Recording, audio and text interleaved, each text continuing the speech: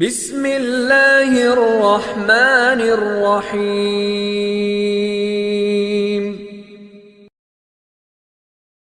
والصلاة والسلام على سيدنا المصطفى وعلى آله الطيبين الطاهرين الأولياء وعلى آله وأصحابه وأهل بيته ورفقاء أما بعد فأعوذ بالله السميع العليم من الشيطان الرجيم بسم الله الرحمن الرحيم لقد كان لكم في رسول الله أسوة حسنة آمنت بالله صدق الله مولانا العظيم إن الله وملائكته يصلون على النبي يا أيها الذين آمنوا صلوا عليه وسلموا تسليما الصلاة والسلام عليك يا سيدي يا رسول الله الصلاة والسلام عليك يا سيدي يا حبيب الله الصلاة والسلام عليك يا سيدي يا شفيع المذنبين وعلى آلك وأصحابك یا سیدی یا رحمت للعالمین۔ اللہ جل وعلا کی بارگاہ صمدیت میں انتہائی عاجزانہ حمد و ثنا کا نذرانہ عقیدت پیش کرنے کے بعد حضور نبی رحمت ختمی مرتبت مصطفیٰ جان رحمت صلی اللہ تعالی علیہ وآلہ وسلم کی بارگاہ عرفہ والی شان میں انتہائی عاجزانہ درود و سلام کا نذرانہ پیش کرنے کے بعد واجب الاحترام ذوی الاحتشام احباب ذی وقار رب ذوالجلال کا احسان عظیم جس خالق کائنات نے آپ کو اور مجھے 14ویں روزہ کی سحری اور نماز فجر باجماعت ادا کرنے کی توفیق عطا کی، خلاق لم یزل ہم سب کی ہر طرح کی عبادات قولی فعلی عملی اور مالی عبادات کو شرف قبولیت عطا فرمائے اور ساری زندگی کریم آقا صلی اللہ علیہ وآلہ وسلم اور آپ کے دین سے وفا کرنے کی توفیق نصیب فرمائے۔ آج ہماری گفتگو کا عنوان ہے نفاق کے بیج۔ نفاق کے معنی سادے لفظوں میں منافقت ہے، اور نفاق کئی معنوں کے اندر استعمال ہوتا ہے، منافقت کے معنی میں بھی اور تنگی کے معنی کے اندر بھی، اور دو رخ انسان کو بھی منافق کہا جاتا ہے، اور اس کا دو رخا ہونا یہ نفاق کہلاتا ہے، یعنی وہ اعمال کہ جس کی وجہ سے لوگوں کے دلوں کے اندر اپنے عزیز و قارب رشتہ دار دوست احباب کی نفرت بیٹھ جائے، ان اعمال پر بھی اسلام نے بڑی سختی کے ساتھ ہمیں ان سے بچنے کی تاکید ارشاد فرمائی ہے۔ دو چیزیں ہوتی ہیں، ایک خیر اور دوسری شر۔ خیر سب کو معلوم ہے کہ اس کام کو کریں گے تو رب ذوالجلال کی رضا حاصل ہوگی، نبی اکرم صلی اللہ علیہ وسلم کی خوشنودی حاصل ہوگی، اور شر ان اعمال کو یا اس عمل کو کہتے ہیں جس سے اللہ سبحانہ و تعالی اور اس کے حبیب صلی اللہ علیہ وسلم ناراض ہو، تو ایسے امور کو نفاق کہا جاتا ہے۔ نفاق کا تعلق شر کے ساتھ، بدی کے ساتھ اور گناہ کے ساتھ ہے۔ حضرت حذیفہ بن یمان رضی اللہ تعالیٰ عنہ فرماتے ہیں کہ اصحاب رسول نبی اکرم صلی اللہ علیہ وسلم کی بارگاہ میں حاضر ہوتے، وہ خیر کے بارے میں، نیکی کے بارے میں سوال کیا کرتے تھے تاکہ انہیں معلوم ہو کہ نیکی کسے کہتے ہیں، اور پھر وہ آسانی کے ساتھ اور سہولت کے ساتھ وہ اس نیکی پہ عمل کر سکے۔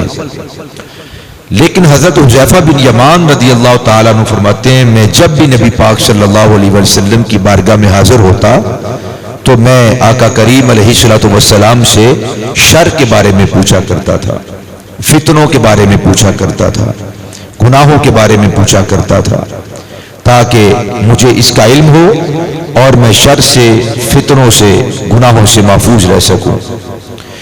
تو اس لیے مسلمان پر جہاں پر یہ لازمی ہے کہ وہ خیر والے امور کو سمجھے اور ان پہ عمل کرے، وہاں پہ ضروری ہے کہ ہمیں شرور کے بارے میں، شر کے بارے میں، بدی کے بارے میں اور ان افعال کے بارے میں بھی علم ہونا چاہیے کہ جس سے وہ غضبناک ہوتا ہے۔ نبی اکرم صلی اللہ علیہ وآلہ وسلم جس سے ناراض ہوتے ہیں، ایسے اعمال کا علم بھی ہمارے لیے ضروری ہے۔ ان اعمال میں سے بہت سارے اعمال قرآن مجید کے اندر بیان کیے گئے ہیں۔ جب انسان ان پہ عمل کرتا ہے تو مسلمان کے دل کے اندر اس بندے کے حوالے سے نفاق بیٹھ جاتا ہے اور وہ اسے اچھا نہیں سمجھتا، جس کی وجہ سے دشمنی ہوتی ہے، عداوت ہوتی ہے اور دوری پھیل جاتی ہے۔ نبی اکرم صلی اللہ علیہ وسلم نے نفاق کو بدخلقی قرار دیا ہے، اور یاد رکھیے کہ بدخلقی یعنی اخلاق کا اچھا نہ ہونا، کوئی وصف، کوئی فعل، کوئی عمل، کوئی بات، کوئی قول اچھا نہ ہو تو اسے بد کہا جاتا ہے، اور اسی سے بدخلقی ہے۔ نبی اکرم صلی اللہ علیہ وسلم ارشاد فرماتے ہیں ان سوء الخلق لا يفسد العمل كما يفسد الخل العسل۔ آقا کریم علیہ الصلوۃ والسلام نے جب یہ ارشاد فرمایا تو اس سے پہلے بہت ساری نیکیاں بتائیں کہ مسلمان مومن وہ ہوتا ہے جو یہ عمل بھی کرتا ہے، یہ عمل بھی کرتا ہے، یہ عمل بھی کرتا ہے، یہ عمل بھی کرتا ہے، نماز ادا کرتا ہے، زکوٰۃ ادا کرتا ہے، روزے رکھتا ہے، حج ادا کرتا ہے، جہاں پر دین کو ضرورت ہوتی ہے وہاں پہ اپنے مال کو خرچ کرتا ہے، یتامہ مساکین کی دیکھ بھال کرتا ہے۔ اس طرح اللہ کے حبیب علیہ الصلوۃ والسلام نے بہت سارے نیک امور اور اعمال بیان کیے اور بتایا کہ مسلمان یہ نیک عمل بھی کرتا ہے، یہ نیک عمل بھی کرتا ہے، یہ نیک عمل بھی کرتا ہے، اور اس کے اختتام پر حضور نے یہ ارشاد فرمایا کہ جو بندہ نمازی ہو، روزے رکھنے والا ہو، تہجد گزار ہو، صدقات و خیرات بڑی توجہ اور دھیان کے ساتھ دیتا ہو، حج بھی کیے ہوئے ہو اور حج کرتا بھی ہو، اس کے سارے اعمال پرفیکٹ ہو، اس کے اختتام پہ حضور نے فرمایا کہ مگر وہ بندہ بدخلق ہو، بد اخلاق ہو، نمازی ہے، روزہ دار بھی ہے، تہجد گزار بھی ہے، صوم و صلات کا پابند بھی ہے، نمازیں بھی پوری ہیں اس کی، اعمال اس کے بہت اچھے ہیں، مگر بد اخلاق ہے، لوگوں سے ملتا ہے تو بدخلقی کے ساتھ ملتا ہے، اچھے طریقے کے ساتھ ملاقات نہیں کرتا، کوئی معاملہ کرتا ہے اپنے مسلمان بھائی کے ساتھ تو دغے سے کام لیتا ہے، جھوٹ سے کام لیتا ہے، فریب دیتا ہے، دھوکہ دیتا ہے، بدخلق آدمی ہے۔ تو اللہ کے حبیب علیہ السلام فرماتے ہیں ان سوء الخلق، پیچھے میں نے پھر عرض کیا کہ وہ سارے نیک اعمال بیان کیے، یہ بھی کرتا ہے، یہ بھی کرتا ہے، یہ بھی کرتا ہے، یہ بھی کرتا ہے، ساری نیکیاں بیان کرنے کے بعد فرمایا ان سوء الخلق، مگر وہ بدخلق ہے، اور یقیناً بدخلقی لا یفسد العمل، وہ اعمال صالحہ کو اس طرح خراب کر دیتی ہے، بدخلقی فاسد کر دیتی ہے اور تباہ و برباد کر دیتی ہے نیک اعمال کو، کما یفسد الخل العسل، جس طرح سرکہ شہد کو تباہ کر دیتا ہے، شہد کی مٹھاس ختم کر دیتا ہے اور شہد کو اس کے فوائد سے محروم کر دیتا ہے، اور شہد سے جو فائدہ اٹھاتے ہیں انسان اس فائدے کو کمزور کر دیتا ہے یا ختم کر دیتا ہے، ہلاک کر دیتا ہے اس فائدے کو۔ تو فرمائے یہ بدخلق آدمی کی مثال ایسے ہے جیسے سرکہ اپنی بدخلقی کی وجہ سے اپنی نمازیں خراب کر بیٹھتا ہے، روزے خراب کر بیٹھتا ہے، حج خراب کر بیٹھتا ہے، صوم و صلات خراب کر بیٹھتا ہے، صدقات اور خیرات بڑا دل کھول کے کرتا ہے، بدخلقی کی وجہ سے وہ اپنے سارے اعمال کو ضائع کر بیٹھتا ہے۔ فرمایا اس بندے کی مثال ایسے ہے جیسے سرکہ جو شہد کو خراب کر دیتا ہے۔ نماز شہد ہے، روزہ شہد ہے، صوم و صلات شہد ہے، حج شہد ہے، صدقات و خیرات دینا شہد ہے، بدخلقی سرکہ ہے۔ جب یہ دونوں آپس میں ملتے ہیں تو نمازیں بھی گئی، روزے بھی خراب، صوم و صلات بھی خراب، حج بھی خراب، نیکیاں بھی تباہ۔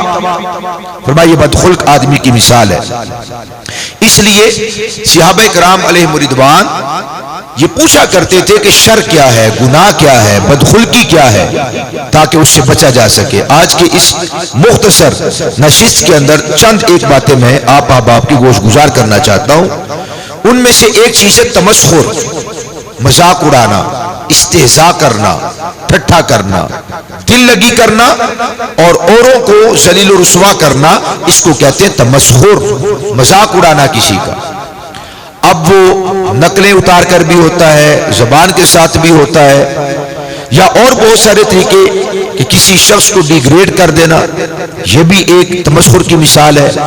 اور ہماری قوم کے اندر ٹھٹھا، مذاق، ہنسی، دل لگی، یہ تو کوٹ کوٹ کر بھری ہوئی ہے۔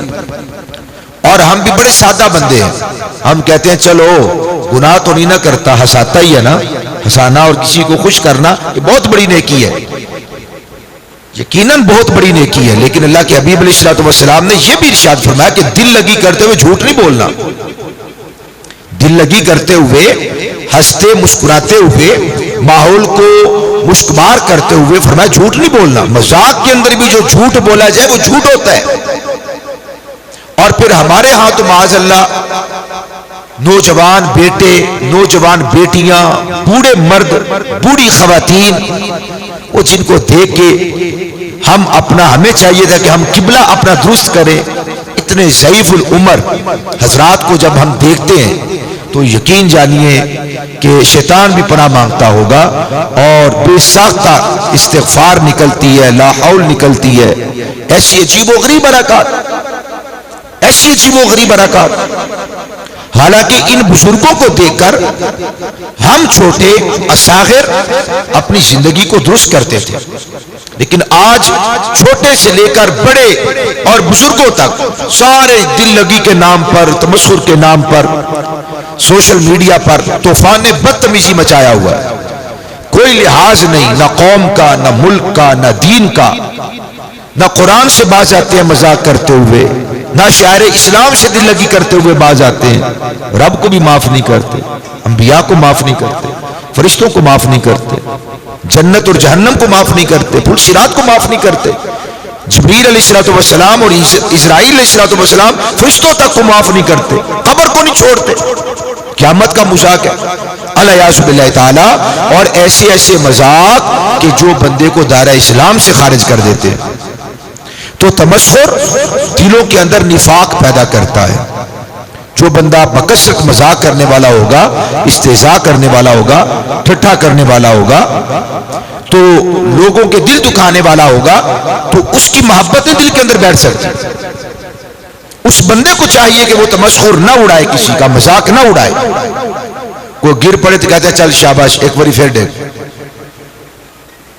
کہتے کسی نے نہیں آپ کو دیکھا، کھڑے ہو جاؤ، کھڑے ہو جاؤ، کھڑے ہو جاؤ، آپ کو کسی نے دیکھا، میں نہیں آپ کو دیکھا۔ اب جھوٹ بھی بول رہے، ساتھ ہنس بھی رہے، پریشان بھی کر رہے۔ ایک پہلے مصیبت میں پڑا ہوا بندہ ہے، ایک کو پہلے چوٹ آ گئی اور تکلیف میں مبتلا ہے، پھر کھڑے ہو کر اس کا مذاق اڑایا جاتا ہے۔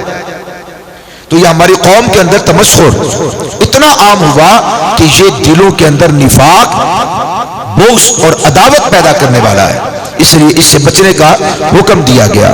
عبداللہ ابن عباس فرماتے ہیں نبی اکرم صلی اللہ علیہ وسلم نے ارشاد فرمایا لا تماری اخاکا، اپنے بھائی کے ساتھ جھگڑا نہ کرو، ولا تمازحہ، اپنے بھائی کا مذاق نہ اڑاؤ، ولا تعدہ موعدا، اور فرمایا کہ کوئی ایسا مذاق، کوئی ایسا وعدہ اپنے بھائی کے ساتھ، اپنے بچوں کے ساتھ، فیملی کے ساتھ ایسا وعدہ نہ کرو فتخلفہ، کہ جسے پھر بعد میں تم پورا نہ کر سکو۔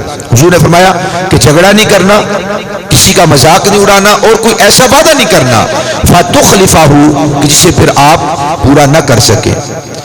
نبی اکرم صلی اللہ علیہ وسلم نے نقلیں اتارنے، ہم منہ بسوڑتے ہیں، آواز نکالتے ہیں، ایکٹنگ کرتے ہیں، فلاں ایسے چلتا ہے، فلاں ایسے بولتا ہے، ہم کہتے ہیں کوئی بڑی بات نہیں ہے، کیا نقل اتاری ہے یار، اس نے کمال کر دیا، اس نے نقل اتار کے سیم آواز اس جیسی ہے، چلتا بھی اس جیسا ہے، اشارے ویسے ہی کرتا ہے جیسے فلاں کرتا ہے، اس کا لائف سٹائل ویسا ہے جیسے اس کا ہے، کیا نقل اتاری ہے، اس نے کمال کر دیا، نقل اتارنے کا حق ادا کر دیا، مزہ آ گیا جناب۔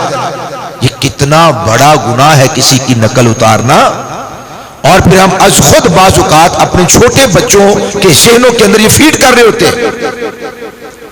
وہ دادا ابو کی نقلیں اتارتا ہے. ایک ہے اچھی نقل اتارنا.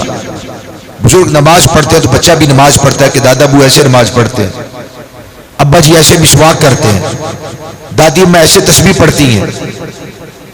یہ تو اچھی نقلیں ہیں, یہ تو اتارنی چاہیے, بچے کو سکھانی چاہیے. نقلوں سے مراد وہ چیز ہے کہ جس سے سامنے والے کا دل دکھتا ہو اور ناراضگی کا سبب ہو اور نفاق پیدا ہونے والی بات ہو. حضرت ام المومنین سیدہ عائشہ رضی اللہ تعالی عنہا آپ خود روایت کرتی ہیں, فرماتی ہیں, قالت, آپ فرماتی ہیں, حکیت للنبی رجلا, میں نے نبی پاک صلی اللہ علیہ وآلہ وسلم کے سامنے ایک بندے کی نقل اتاری.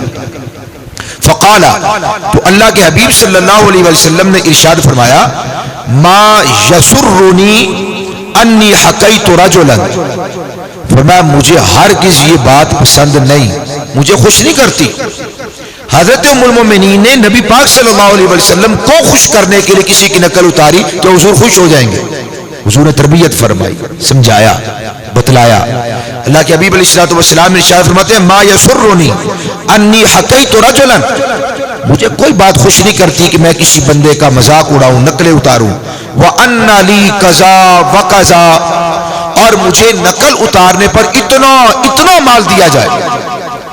حضور فرماتے ہیں اگر کوئی مجھے کہے کہ آپ کو اتنا مال دیں گے, اتنا سونا دیں گے اور اتنے آپ کو ذخائر ہم دے دیں گے, آپ فلاں کی نقل اتاریں, حضور فرماتے ہیں میں کبھی ایسا نہیں کروں گا. اور ہم فقط دوسروں کو ہنسانے کے لیے, دل لگی کے لیے, ٹائم پاس کرنے کے لیے, ملنا ولنا بھی کچھ نہیں ہوتا, گناہ بھی کماتے رہتے ہیں. تو اللہ کے حبیب علیہ السلام فرماتے ہیں اگر کوئی مجھے اتنا مال دے اور کہے کہ فلاں بندے کی آپ نقل اتارے, میں اللہ کے حبیب فرماتے ہیں میں کبھی نہیں کروں گا. قالت, آپ فرماتی ہیں کہ ایک مرتبہ میں نے نبی پاک صلی اللہ علیہ وسلم سے عرض کیا, ان صفیہ امرأۃ, یا رسول اللہ یہ جو آپ کی زوجہ ہے حضرت صفیہ, یہ ایک عورت ہے. وقالت بیدہا, اور وہ کہتی ہیں کہ میں نے ہاتھ کے ساتھ اشارہ کیا, ہاکذا کأنہا تعنی قصیرۃ, اشارہ کیا کہ ان کا چھوٹا قد ہے, آپ کا قد مبارک ٹھیک ہے. اور حضرت صفیہ جو کریم آقا علیہ السلام کی زوجہ محترمہ ہے, ام المومنین ہے, ہماری ماں ہے. خیبر کے مقام پر جب خیبر کو فتح کیا گیا تھا تب یہ کنیز بن کر آئی, اور اللہ کے حبیب علیہ السلام نے ان کو آزاد کر کے ان کے ساتھ نکاح فرمایا اور زوجہ بنا لیا اپنا. تو حضرت ام المومنین نے ہاتھ کا اشارہ کر کے کہا حضور ان کا قد چھوٹا ہے. وقالت بیدہا کذا کأنہا تعنی قصیرۃ, اشارہ کیا ان کا قد چھوٹا ہے. اس وقت حضرت صفیہ وہاں موجود نہیں تھی, حضرت ام المومنین عائشہ موجود تھی رضی اللہ تعالیٰ عنہ, اور حضور موجود تھے. اب یہ غیبت بھی تھی کہ اپنی بہن کی غیر موجودگی کے اندر ان کے بارے میں اس طرح کی بات کی. تو اللہ کے حبیب علیہ السلام نے ارشاد فرمایا, سنیے گا. فقال, نبی علیہ السلام نے فرمایا, لقد مزجتی بکلمۃ لو مزجتی بہا ماء البحر لمزجا. اللہ کے حبیب علیہ السلام نے فرمایا کہ عائشہ آج آپ نے ایک ایسا کلمہ کا, قصیرۃ, کہا کہ ان کا چھوٹا قد ہے, بس ایک جملہ کا, ان کا چھوٹا قد ہے, قصیرہ چھوٹا لفظ بولا. اللہ کے حبیب نے فرمایا لقد مزجتی بکلمۃ, آپ نے اپنی گفتگو کے اندر ایک ایسا کلمہ اور ایک ایسا لفظ شامل کر لیا ہے, لو مزجتی بہا ماء البحر لمزجا, اگر سمندر کے اندر عائشہ اگر آپ کو اس کا رنگ دکھایا جائے, میں نے ایک دن عرض کیا تھا, ہم جو بولتے ہیں انسان جھوٹ بولتا ہے تو اس کی بدبو بھی ہے, اس کا رنگ بھی ہے. بدبو ہمیں نظر, ہم سونگ نہیں سکتے, اور رنگ اس کا ہمیں نظر نہیں آتا. کہ ہم گناہوں میں اتنے لتھڑے ہوئے ہیں کہ تعفن میں رہنے والا جس طرح بدبو کو محسوس ہی نہیں کر پاتا, ہم بھی اس طرح نہ دیکھ پاتے ہیں, نہ سونگ پاتے ہیں, احساس ہی نہیں کر پاتے. اللہ کے حبیب علیہ السلام کو اللہ پاک نے جو نگاہ نبوت عطا فرمائی ہے, اس نگاہ نبوت نے دیکھا, فرمایا لو مزجتی بہا ماء البحر لمزجا, اے عائشہ اگر آپ اس کلمہ کو سمندر کے اندر، دریا نہیں فرمایا، نہر نہیں فرمایا، کھال نہیں فرمایا، سمندر کے اندر اگر آپ اس کلمہ کو ڈال دیں تو اس کے رنگ کی وجہ سے پورا سمندر خراب ہو جائے۔ آپ نے چھوٹا سا کلمہ کہا اور یہ اتنا سخت کلمہ آپ نے کہہ دیا، اتنا سخت آپ نے کلمہ کہہ دیا کہ سمندر خراب ہو جائے اس کے رنگ کی وجہ سے۔ آج ہم کتنی مرتبہ لوگوں کی دل آزاری کرتے ہیں اور جس کی وجہ سے وہ معاملہ لڑائی تک، دنگے تک، فساد تک، قتل و غارت تک چلا جاتا ہے۔ بھائی بھی اس کے اندر شامل ہیں، ہماری تقدس ماں، بیٹیاں اور بہنیں اس کے اندر شامل ہیں، وہ اسے معمولی سمجھتے ہیں، ہر روز معمولی سمجھتے ہیں۔ آج آپ اور میں 14ویں روزہ کے اندر داخل ہوئے ہیں، ذرا 13 روزوں کا حساب تو کر کے دیکھیں، ہم اپنے صبح و شام کو اپنی نگاہ کے سامنے لے کر آئے، مشکل تو نہیں ہے، غور تو کیجئے ذرا، ہم نے ان 13 دنوں کے اندر کیا کیا ہے، کتنے سپارے پڑھے، کتنی نمازیں پڑھی، کتنی تہجد ادا کی، اور دیگر اعمال کو بھی دیکھیے کہ ہم اپنی زندگی کو کس طرح بسر کر رہے ہیں۔ تو اللہ کے حبیب علیہ الصلوۃ والسلام نے تمسخر کو بھی اور نقلیں اتارنے کو، یہ 2 چیزیں بیان فرمائی کہ جن کی وجہ سے اللہ تبارک و تعالیٰ غضبناک ہوتا ہے اور نبی کریم صلی اللہ علیہ وسلم ایسے لوگوں سے ناراض ہوتے ہیں۔ ایک اور وجہ جس کی وجہ سے دلوں کے اندر نفاق کا بیج بویا جاتا ہے وہ ہے تانا بازی کرنا، تانے دینا۔ یہی حضرت حفصہ رضی اللہ تعالیٰ عنہ ام المومنین جو حضرت فاروق اعظم کی شہزادی اور بیٹی ہیں، حضور کی زوجہ ہیں، ہماری ماں ہیں، حضرت حفصہ رضی اللہ تعالیٰ عنہا نے سیدہ صفیہ رضی اللہ تعالیٰ عنہا کو، چونکہ خیبر کے رہنے والے یہودی تھے اور حضرت صفیہ رضی اللہ تعالیٰ عنہ اسلام لانے سے پہلے یہودی تھی، آباء و اجداد بھی یہودی تھے، اور آپ جانتے ہیں کہ یہودیوں کے اندر، بنی اسرائیل کے اندر حضرت سیدنا موسیٰ علیہ السلام بھی بنی اسرائیل کے اندر ہے، حضرت ہارون علیہ السلام جو ان کے بھائی ہیں وہ بھی بنی اسرائیل کے اندر ہے۔ تو حضرت صفیہ رضی اللہ تعالیٰ عنہ اس خاندان سے تھے، تو حضرت حفصہ رضی اللہ تعالی عنہا نے ان کو ایک مرتبہ تانا دیتے ہوئے کہا بنت یہود، انہوں نے کہا کہ آپ یہودی کی بیٹی ہیں۔ تو حضرت صفیہ کا بڑا دل دکھا کہ اب تو میں اسلام لے آئی، مسلمان ہو گئی، باپ قتل ہو گیا تھا،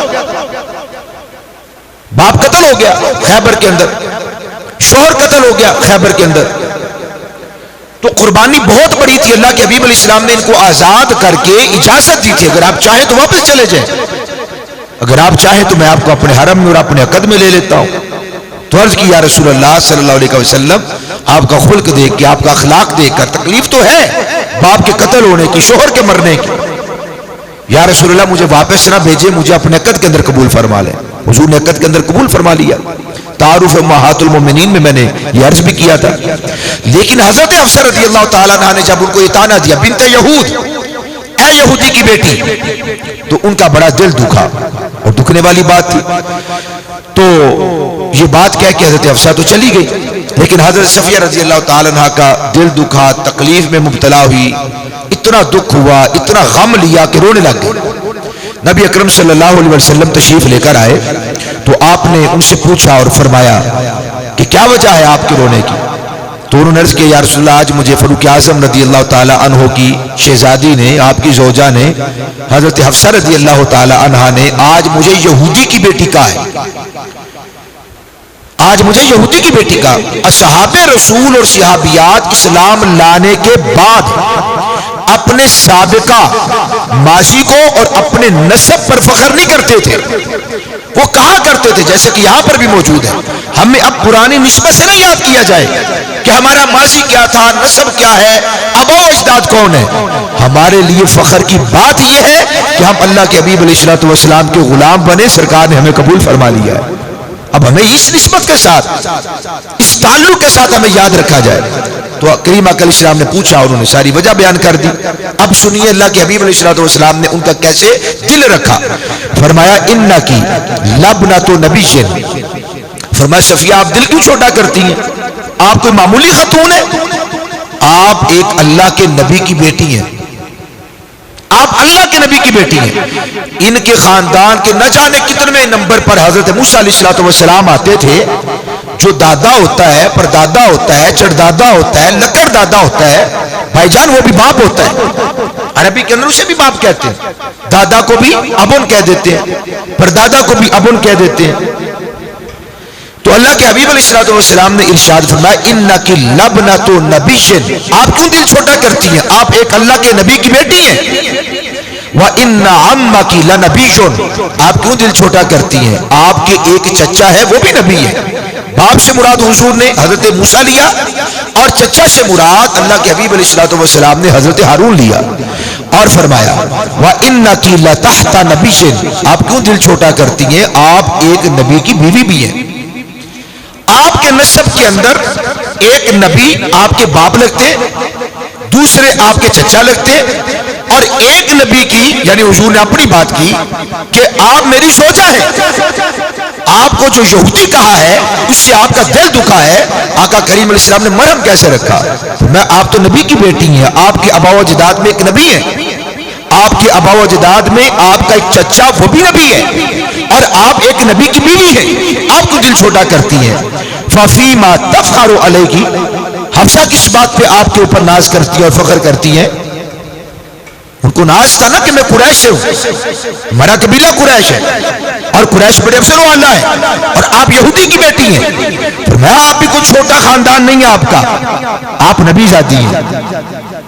آپ کے آبا و اجداد میں ایک آپ کا چچا وہ نبی ہے حضرت ہارون. اور پھر سب سے بڑھ کر حضور نے فرمایا کہ سبحان اللہ وَإِنَّكِ لَتَحْتَ لَنَبِيٍّ، فرمایا آپ کیوں دل چھوٹا کرتی ہیں؟ آپ ایک نبی کی شوجا بھی ہیں. تو حضرت حفصہ نے کس بات پہ فخر کیا؟ تو نبی کریم صلی اللہ علیہ وسلم نے تانا دینے سے منع فرمایا اور قرآن مجید کے اندر فرمایا وَيْلٌ لِكُلِّ هُمَزَةٍ لُمَزَةٍ، تباہ ہو جائیں، ہلاک ہو جائیں، برباد ہو جائیں. کون لوگ؟ فرمایا جو تانا دیتے ہیں، الزام تراشی کرتے ہیں، ان کو اللہ تعالیٰ فرما رہا ہے وہ تباہ ہو جائیں. ان کے لیے ویل ہے، ان کے لیے بربادی ہے اور ان کے لیے ہلاکت ہے. یہ رب العالمین فرما رہا ہے. جو بار بار تانے دیتے ہیں تم تو فلاں، تمہارا باپ ایسے، تمہاری ماں ایسے، جانتا ہوں میں تمہارے بھائیوں کو، پتہ ہے مجھے تمہاری بہنوں کا کریکٹر کیا ہے. بعض اوقات تو ایسے تانے ہوتے ہیں کہ اس پہ حد قذف لگتی ہے، کوڑے لگنے چاہیے اس کے اوپر. مگر ہم لوگ کیا مرد کیا خواتین، یہ خیال کیا جاتا ہے کہ یہ عادت عورتوں کی ہے، مرد بھی کسی سے کم نہیں ہے ان حرکات کے اندر. کریم آقا علیہ السلام نے حضرت حفصہ سے پھر ارشاد فرمایا. حضور ان کے پاس گئے، تشریف لے کر گئے. ثم قال، فرمایا اتق اللہ یا حفصہ، حفصہ اللہ سے ڈرو. ام المومنین ہے، اللہ کے حبیب علیہ السلام نے عدل، انصاف اور ان کی تربیت کی اور ان کے مزاج کے اندر اسلام کو راسخ کیا اور بتلایا. اللہ کس کے اوپر ناراض ہوتا ہے اور غضبناک ہوتا ہے. ایک اور چیز جس کی وجہ سے دلوں کے اندر نفاق پیدا ہوتا ہے، یہ بڑی قابل غور حدیث شریف ہے، اور یہ عمل ہے غیبت کرنا. غیبت کہتے ہیں کہ اپنے مسلمان بہن یا بھائی کی غیر موجودگی کے اندر اس کے اندر پائی جانے والی بات کو ڈسکس کرنا جبکہ وہ موجود نہ ہو. اس کے اندر وہ چیز پائی جاتی ہے. مثال کے طور پر اس کا لباس گندا تھا، اس کا لباس چھوٹا تھا، اس کا لباس کم تر تھا، معمولی لباس تھا، ٹوپی اچھی نہیں تھی، پگڑی ٹھیک نہیں باندھی تھی، جوتا اچھا نہیں تھا، کھانا اچھا نہیں تھا، پکوان ٹھیک نہیں تھا، گھر چھوٹا ہے ان کا. اس طرح کی بے شمار مثالیں آپ لے سکتے ہیں، بے شمار مثالیں. فلاں تو بڑا جھوٹا آدمی ہے، یہ بھی غیبت ہے، یہ بھی غیبت ہے. فلاں آدمی ٹھیک نہیں ہے، میں جانتا ہوں اسے، جبکہ وہ یہاں پر موجود ہی نہیں ہے. کسی مسلمان بہن یا بھائی میں وہ عیب پایا جاتا ہو، عیب یہ نہیں کہ عیب ہی نہیں ہے، عیب ہو، مسئلہ ہو، اور اس کی غیر موجودگی کے اندر دو بندے اگر اس کو بیان کرتے ہیں، اس کو غیبت کہا جاتا ہے. ہمیں پتہ ہی نہیں،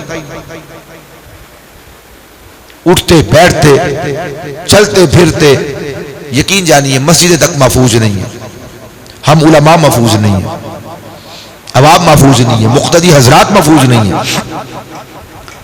اور میں نے کہا کہ نمازیں بھی ہیں، روزے بھی ہیں، حج بھی ہیں، زکاتیں بھی ہیں، صدقات بھی ہیں، سب کچھ ہے. بد اخلاق آدمی ہے اور بدخلقی ایک یہ ہے. بد اخلاقی کے اندر ایک بدخلقی کیا ہے؟ غیبت کرنا. تیسرے بندے کو آپ موضوع سخن نہ بنائیں، آپ اسے موضوع سخن نہ بنائیں، بلکہ فرمایا جو اپنے مسلمان بھائی کا دفاع کرتا ہے رب ذوالجلال بھی اسے تنہا نہیں چھوڑتا. کسی نے کہا وہ تو ایسا ہے، آپ اس کو بھائی خاموش ہو جاؤ، بات یہیں پہ رہنے دو، رک جاؤ، سٹاپ، آگے بات نہ کرنا. اگر برائیاں ہیں تو یہ اچھائیاں بھی تو ہیں اس کے اندر. اور یاد رکھیے اس کے اندر بیویاں بھی آتی ہیں. دوستوں کے ساتھ بیٹھ کے شروع ہو جائیں گے، میری تو زوجہ ٹھیک نہیں ہے، کھانا ہی نہیں بناتی، کپڑے دھونے آتے نہیں، استری اس کو تو پتہ ہی نہیں کیسے کرنا. اور اس طرح نہ جانے کس کس کے بارے میں. ہمارے ہاتھوں ہمارے ماں باپ محفوظ نہیں ہیں، ہمارے ہاتھوں ہمارے بزرگ محفوظ نہیں ہیں. ان کی پگڑی کا کلس کوئی کیا جھکائے، ہم نہیں ٹکنے دیتے کہیں پر. تو غیبت کتنا سخت عمل ہے. اللہ کے حبیب علیہ السلام فرماتے ہیں من اکلا لحم اخیہ فی الدنیا قرب لہ یوم القیامہ، جس نے اپنے بھائی کا دنیا کے اندر گوشت کھایا ہوگا یعنی غیبت کی ہوگی، قیامت والے دن، توجہ کیجئے گا، قیامت والے دن اس مسلمان بندے کا گوشت اسے پیش کیا جائے گا. یہ اللہ تعالیٰ کی شان ہے. بندہ بھی صحیح سلامت کھڑا ہوگا لیکن اس کا گوشت، بندہ بھی ٹھیک ٹھاک موجود ہے لیکن اس کا اس بندے کا گوشت جس کی غیبت کی تھی، وہ اس غیبت کا گوشت بنا کر تھال میں رکھ اس بندے کے سامنے پیش کیا جائے گا اور فرمایا جائے گا کلہ میتن کلہ میتن، کھاؤ اس مردار کو، کلہ میتن، کھاؤ اس مردار کو. اللہ کے حبیب علیہ السلام فرماتے ہیں کہ کہا جائے گا اس مردار کو کھاؤ کما اکلتہ حیّن، جس طرح تم نے زندگی کے اندر اسے کھایا تھا، یعنی اس کی غیبت کی تھی. فَيَأْكُلُهُ، وہ بندہ اسے کھائے گا، کھانا پڑے گا. اللہ فرما رہا ہے کھاؤ اسے. اب اسے وہ بوٹیاں اٹھا کے معاشر کے دن کھانی پڑیں گی، وہ گوشت کھانا پڑے گا. جب کھائے گا تو کیا ہوگا؟ جب کھائے گا تو کیا ہوگا؟ اللہ کے حبیب علیہ السلام فرماتے ہیں وَيَقْلَحُ، جیسے ہی وہ اپنے مسلمان بھائی کی بوٹی نوچے گا، کھائے گا، اللہ پاک اس کی صورت کو، اس کی شکل کو تبدیل کر دے. انسانوں والی شکل ہی نہیں رہے گی اس کی. کچھ انسان چیزیں کھاتا ہے نا تو چہرہ بگڑ جاتا ہے. دور نہ جائیے، آپ سبز مرچ کھائیے، چہرہ خراب ہو جاتا ہے، پتہ نہیں کیسے کیسے انسان پوز بناتا ہے. یہاں تو عجیب حالت ہوگی. فرمایا اسے کہا جائے گا کھاؤ. جب وہ اس کو کھائے گا وَيَقْلَحُ، اس کی صورت مسخ کر دی جائے گی، بد شکل اس کو بنا دیا جائے گا، اور وَيَصِيحُ، چیخے گا، چلائے گا، پاگل ہو جائے گا. یعنی اللہ کے حبیب علیہ السلام نے بتلایا کہ یہ عمل کتنا سخت ترین ہے. آخری بات عرض کرتا ہوں، جس کی وجہ سے دلوں کے اندر نفاق پیدا ہوتا ہے، عداوت، دشمنی اور تنگ دلی پیدا ہوتی ہے. اللہ کے حبیب علیہ السلام نے ارشاد فرمایا تب الیکم داء الامم قبلکم، پہلی امتوں میں سے کچھ عادات و اطوار وہ چل کے تمہارے پاس آ گئے. وہ عمل بھی کیا کرتے تھے، اب وہ عمل تم بھی کرتے ہو. اور اللہ پاک نے ان اعمال کی وجہ سے ان لوگوں کو برباد کر دیا تھا، عذاب میں مبتلا کر دیا تھا. اب وہ والی حرکات اور وہ والے فعال وہ تو گئے، اب وہ تم میں آ گئی ہیں. پہلوں کی عادات و اطوار چل کے تمہارے اوپر آ گئی. کیا کیا چیزیں فرمائی حضور نے؟ 2 چیزیں فرمائی. فرمایا الحسد والبغضاء، فرمایا حسد اور کینہ. حسد تو آپ سارے جانتے ہیں، انشاءاللہ یہ دیکھو یہ چیز روے نا، یہ ویگ نہ سکھائے، ہنڈا نہ پائے، استعمال نہ کر سکے. اس سے چلی جائے اور مجھے مل جائے، اس سے چلی جائے فلاں کو مل جائے. اس کو مل گیا مال، اس کو نہ ملتا ہماری گلی کے چوڑے کو مل جاتا. اس کو پتہ نہیں کیوں مل گیا، گاڑی کیوں آ گئی اس کے پاس، گھر کیوں آ گیا اس کے پاس. اللہ کرے دیکھنا نصیب نہ ہو اسے. نہ جانے کیسی کیسی حرکات ہم کرتے رہتے. یہ حسد ہے. اور بغض کیا ہے، کینہ کیا ہے کہ منہ سے تو بڑا میاں مٹھو ہو، جا میں تینوں معاف کیتا، جاؤ میں نے آپ کو معاف کیا، چھوڑا میں نے، بات گئی بھائی. پھر ادھر بیٹھا بڑا کمینہ آدمی، ادھر بیٹھا بڑا ذلیل آدمی، ادھر کہہ رہے تھے میں نے معاف کیا. جنازے پہ اعلان ہوتا ہے جس نے کوئی لینا ہو کوئی دینا ہو کوئی قولن فعلن اشارتن کوئی غلطی شرزت معاف کر دیں، معاف کیا جی. ابھی ادھر روٹی کھا رہے ہوتے ہیں تو شروع ہو جاتے ہیں، روٹی بھی انہیں کے گھر میں بیٹھ کے کھا رہے ہوتے ہیں اور بدخوئیاں شروع کر دیتے ہیں. اس کو کہتے ہیں کینہ. دل کے اندر وہ جلن وہ کڑن وہ نہ جائے، اس کو بغض کہا جاتا ہے. حضور فرماتے ہیں ہی الحالقہ، یہ مونڈ دینے والی یہ دونوں عادات ہے. لا اقول تحلق الشعر، حضور فرماتے ہیں میں نہیں کہتا یہ بال مونڈتی ہے. پھر یہ کیا مونڈتی ہیں دونوں عادات؟ فرمایا ولکن تحلق الدین، یہ انسان کا دین مونڈ ڈالتی ہے. جس طرح اس طرح سر سے بالوں کو جدا کر دیتا ہے. یہ دو افعال ایسے ہیں جب انسان اپناتا ہے تو یہ دو افعال اس بندے کے سینے سے دین کو، کلمہ کو، شریعت کو، مذہب کو مونڈ کے رکھ دیتا ہے. والذی نفسی بیدہ لا تدخل الجنہ، حضور فرماتے ہیں مجھے رب کعبہ کی قسم، اس ذات کی قسم جس کے قبضہ قدرت میں مجھ محمد کی جان ہے، ایسا بندہ جنت میں نہیں داخل ہوگا. لا تدخل الجنت، وہ بندہ جنت میں نہیں داخل ہوگا. حتی تؤمنوا، یہاں تک کہ تم ایمان لے آؤ. تم داخل نہیں ہو سکتے، یہ عادات پائی جائیں جنت میں چلے جاؤ نہیں ہو سکتا. ہاں یہاں تک کہ تم ایمان لے آؤ. ولا تؤمنوا حتی تحابوا، تم مومن نہیں ہو سکتے جب تک کہ تم ایک دوسرے سے محبت نہ کرنے لگو. جن سے محبت ہوتی ہے ان کے بارے میں بغض نہیں ہوتا، کینہ نہیں ہوتا، حسد نہیں ہوتا، نفرت نہیں ہوتی. ان کے بارے میں دل کے اندر کوئی شرارت نہیں ہوتی، تانا بازی نہیں ہوتی، تمسخر نہیں ہوتا، مذاق نہیں اڑایا جاتا، غیبت نہیں کی جاتی، چغلی نہیں کی جاتی، لڑایا نہیں جاتا. جس سے محبت ہوتی ہے اس کی خیر خواہی کا جذبہ سینے کے اندر موجود ہوتا ہے. فرمایا جب تک تم مومن نہ ہو جاؤ تم جنت میں نہیں جا سکتے. اور مومن کب بنو گے؟ جب آپس میں پیار کرنے لگو. اللہ سبحانہ وتعالی ہمیں ان افعال قبیحہ اور اطوار شنیعہ سے ہمیشہ محفوظ فرمائے. اپنے محبوب علیہ الصلوۃ والسلام کی تعلیمات کے مطابق زندگی بسر کرنے کی تعریف کی کہ اگر کسی میں عیب موجود ہو اس کی غیر موجودگی میں بیان کرنا. فار ایگزامپل اگر کوئی کسی بندے نے کسی کے ساتھ کاروبار کرنا ہے یا کسی نے کسی کے ساتھ رشتہ کرنا ہے تو یا کسی نے کوئی ملازم رکھنا ہے، کوئی بندہ آ کے مجھے پتہ ہے اور اس بندے میں عیب موجود ہے، وہ مجھ سے پوچھتا ہے کہ اس کے بارے میں آپ کا کیا خیال ہے، آپ نے کاروبار کرنا ہے رشتہ کرنا ہے تو عیب بھی اس میں موجود ہے تو کیا کریں اس صورت میں؟ بہت اہم بہت قیمتی سوال کہ اگر کوئی شخص آ کر آپ سے پوچھتا ہے کہ ہم فلاں بندے کے ساتھ کاروبار کرنا چاہتے ہیں یا رشتہ کرنا چاہتے ہیں یا اس سے کوئی چیز خریدنا چاہتے ہیں یا بیچنا چاہتے ہیں، کوئی معاملہ کرنا چاہتے ہیں، آپ کی اس کے بارے میں کیا رائے ہے؟ اب اس بندے کے اندر عیب بھی پایا جاتا ہے، جس سے پوچھا گیا ہے اس کو پتا بھی ہے، ٹھیک ہو گیا نا. اب اگر وہ اس کے عیوب بیان کرتا ہے، نقائص بیان کرتا ہے تو یہ تو غیبت ہوگی. نہیں، یہ غیبت نہیں ہے، یہ غیبت نہیں. میں بتاتا ہوں غیبت یہ ہے کہ وہ جس سے پوچھا جا رہا ہے وہ ایسے ہی جا کے ادھر جائے ادھر جائے، اس کو بتایا جا کے ایسے کہانیاں سنانی شروع کر دے.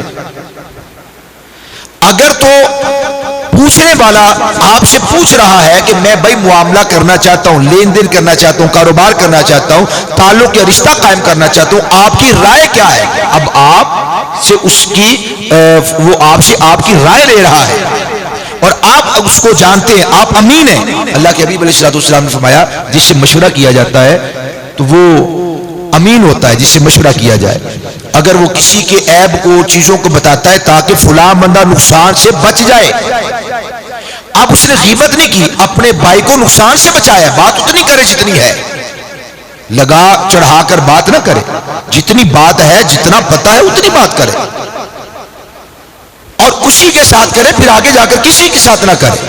اور وہ بندہ انہی کے ساتھ کرے جن کے ساتھ وہ رشتہ اور تعلق ہے. یہ نہیں وہ اپنے یاروں دوستوں احباب کے ساتھ بیٹھے تو اس کی بدخوئیاں شروع کر دیا، اب غیبت ہے. وہ بندہ جا کے اپنے گھر والوں کو بتاتا ہے بھائی بندہ ٹھیک نہیں ہے، تو یہ تو بالکل جائز ہے. اب وہ دوسرے تیسرے کو جس کے ساتھ اس رشتے کا کوئی تعلق ہی نہیں ان کو بھی جا کر بتاتا رہے مجھے فلاں کے بارے میں پتا چلا ہے، اب غیبت ہے. ٹھیک ہے، اب وہ غیبت ہے۔ تو اسی طرح جو معاملہ کرنا چاہتا ہے، خرید و فروخت کرنا چاہتا ہے، رشتہ کرنا چاہتا ہے، آپ سے اگر کوئی پوچھتا ہے اور اس کے اندر کوئی عیب پایا جاتا ہے تو آپ امین ہیں، امانت کا حق ادا کریں، جو آپ جانتے ہیں وہ آپ بتا دیں، وہ سیاہ ہے تو سیاہ بتائیں، وہ سفید ہے تو سفید بتائیں، مگر اتنا بتائیں جتنا آپ کو یقین ہے، ورنہ اس سے زیادہ بات نہ کریں، زیادہ بات کریں گے تو غیبت ہوگی یا بہتان بھی ہو سکتا ہے۔ جس طرح فطرانہ عید کی نماز ادا کرنے سے پہلے دینا ہوتا ہے، تو زکوٰۃ کا کیا حکم ہے؟ یعنی کہ وہ رمضان میں دینی ہوتی ہیں یا آگے پیچھے بھی دے سکتے ہیں؟ دو سوال ہیں، دونوں بڑے اہم ہیں۔ فطرانہ عید والے دن نماز عید ادا کرنے سے پہلے دیا جائے، یہ کریم آقا علیہ الصلوۃ والسلام کی سنت مبارکہ ہے۔ اس وقت بڑے سادہ لوگ تھے، ان کی زیادہ کوئی ضروریات نہیں ہوتی تھی اور زیادہ ان کی کوئی خرید و فروخت بھی نہیں ہوتی تھی، جو لباس ان کے پاس میسر ہوتا تھا، ہمارے ہاں وہ شاہانہ لباس نہیں سلوایا کرتے تھے، کوئی بہت زیادہ ایسا اہتمام نہیں کیا جاتا تھا، تو جو ان کو میسر آتا تھا وہ اس کو پہن لیتے تھے، وہ کھا لیتے تھے۔ تو کریم آقا علیہ الصلوۃ والسلام نے فطرانے کا اجرا فرمایا تاکہ اس روز غربا بھی کچھ اچھا کھا سکے، پکا سکے اور خوشی کا اظہار کر سکے۔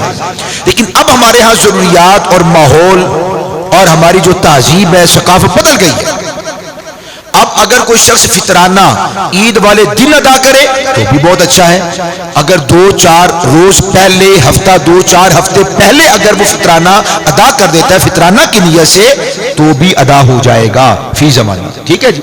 عید والے دن ہی فطرانہ کرنا یہ ضروری نہیں ہے، علماء نے اس کے اندر گنجائش پیدا کی ہے تاکہ غربا اور جو اپنی خوشیاں وہ خریدنا چاہتے ہیں تو وہ اپنی خوشیوں کا اہتمام کر سکیں، تو وہ عید والے دن دے تو بھی ٹھیک ہے، سنت مبارکہ ہے، پہلے دے تو بھی رخصت ہے، جائز ہے، اور آپ ہمدردی کریں گے تو اس کا انشاءاللہ آپ کو اجر ضرور ملے گا۔ فطرانہ واجب ہے، صاحب نصاب جس کے اوپر قربانی واجب ہوتی ہے اس کے اوپر فطرانہ واجب ہوتا ہے۔ قربانی اور زکوٰۃ کے وجوب کی شرائط ایک ہی ہے، چند ایک کا فرق ہے۔ جس پہ زکوٰۃ دینا فرض ہوتا ہے اس پہ قربانی اور فطرانہ دینا بھی واجب ہے، ماں سوائے چند شرطوں کے۔ مثال کے طور پر زکوٰۃ کے لیے مال کے اوپر سال گزرنا شرط ہے، قربانی اور فطرانہ کے اوپر سال گزرنا شرط نہیں۔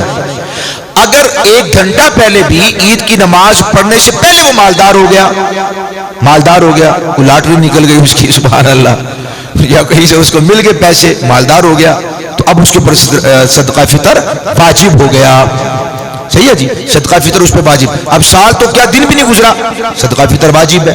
اسی طرح زکوٰۃ، اسی طرح قربانی کے ایام میں، پہلے تو وہ مالک نہیں تھا اتنے بڑے نصاب کا، لیکن قربانی کے ایام میں یعنی وہ 10، 11 اور 12 3 دن قربانی ہے، چوتھے دن قربانی نہیں، ان 3 دنوں میں اگر 10 کی فجر طلوع ہونے کے بعد سے لے کے 11 اور 12 کے غروب آفتاب سے پہلے وہ صاحب نصاب ہوگا تو قربانی واجب ہے۔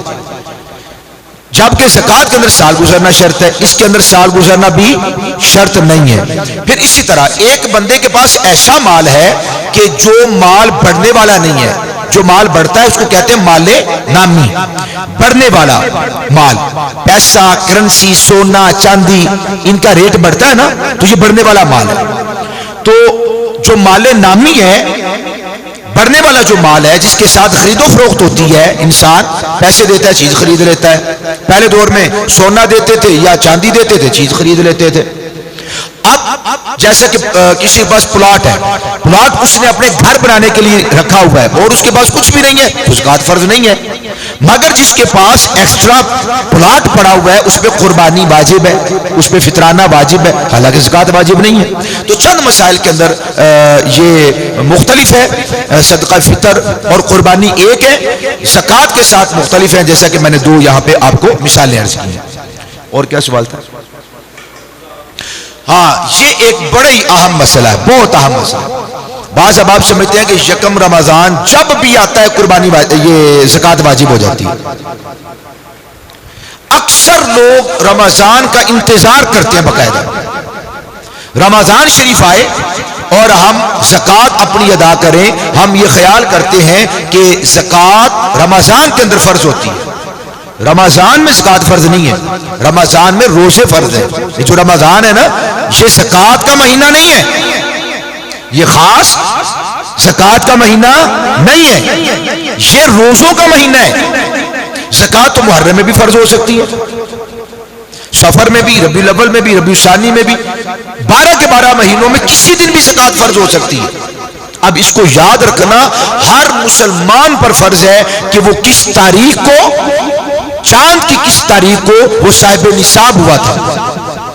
اب اس تاریخ کو یاد رکھنا یا اس کو لکھ رکھنا، اور جب سال کے بعد دوبارہ وہ دن آئے، وہ بھلے محرم کا مہینہ ہو، بھلے سفر کا ہو، بھلے ربیع الاول کا ہو، بھلے ربیع الثانی کا ہو، رجب کا ہو، شعبان کا ہو، رمضان کا ہو، شوال کا ہو، ذوالقعدہ ذوالحجہ کا ہو، کوئی سا بھی مہینہ ہو، جس دن وہ صاحب نصاب ہوا اس تاریخ کو، چاند کی اس تاریخ کو یاد رکھے کہ آج کے دن میں صاحب نصاب ہوا. جب بھی وہ دن آئے گا زکوٰۃ فرض ہو گئی، جان بوجھ کر تاخیر کرے گا گناہگار ہوگا. ہمارے ہاں لوگ سال سال انتظار کرتے ہیں. مثال کے طور پہ ایک بندہ شوال کو صاحب نصاب ہوا تو اب وہ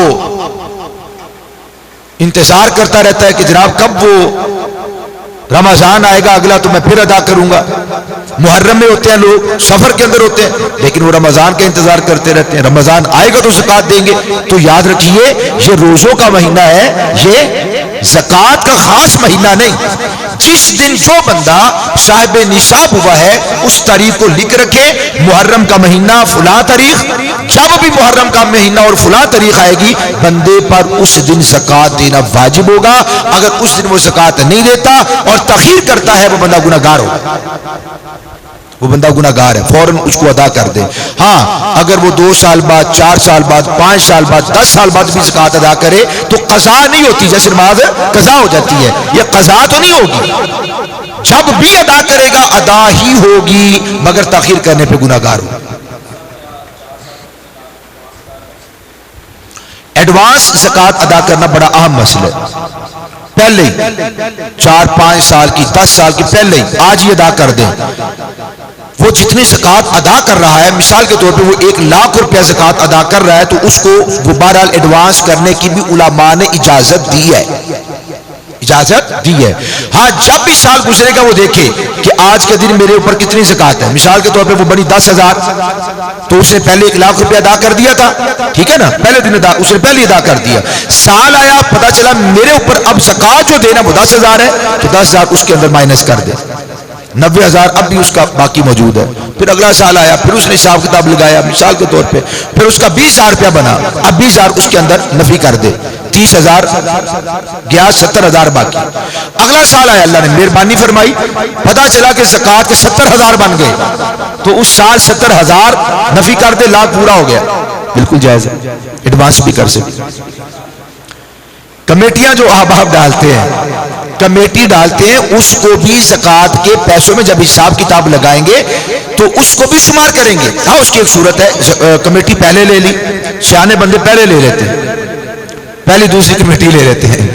کیوں؟ اب وہ ہو گئے مقروض.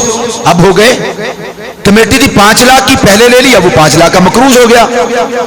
اب اس بندے کے جب سال گزرا تو پتا چلا جناب میرے پاس مالیت ہے مثال کے طور پہ 2 لاکھ اور مقروض کتنا ہو 5 لاکھ کا. لو بھائی زکوٰۃ فرض ہی نہیں ہے، پہلے لے کے خرچ کر لیا کریں. حج کے پیسے اسی طرح جمع کرتے ہیں غلے کے اندر یا بینک کے اندر جمع کرتے ہیں یا کمیٹی ڈالتے ہیں. ان سب پیسوں کو جب سال پورا ہوگا تو ان کو شمار کرنا فرض ہے، ان پر بھی زکوٰۃ ہوگی.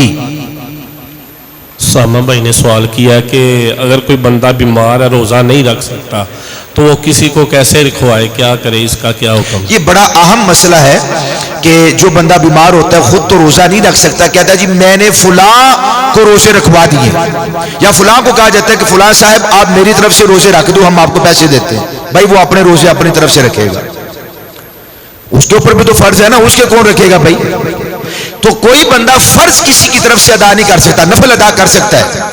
میں کہتا ہوں کہ بھائی جان تہجد کے 2 نفل میری طرف سے ادا کر دیں، میری طرف سے تہجد کے 2 نفل ادا کر دیں، آپ نے ادا کر دیے میری طرف سے تو ہو گئے۔